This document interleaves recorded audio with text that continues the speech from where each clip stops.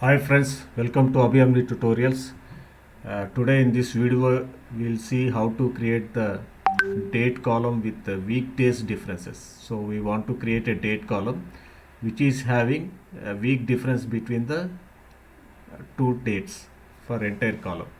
Okay, let's start. Go to transform data in Power BI. Let's go to Power Query. Then right click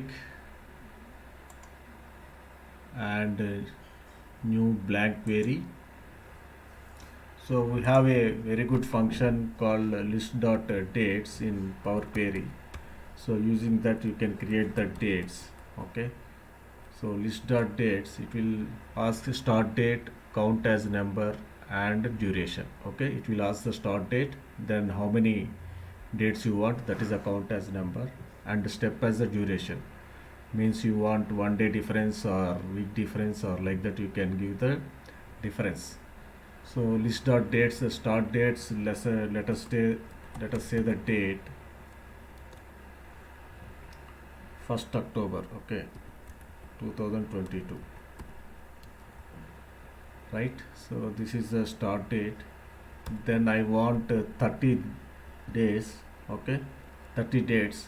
Then step duration is, we'll use the function called duration, and duration, it will take the 4 parameters. So first parameter is number of the days, and second is hours, minutes and seconds. So I want only days, that's why I will give the only 7. Okay, so start date is 1st October, and I want 30 dates and duration with a week.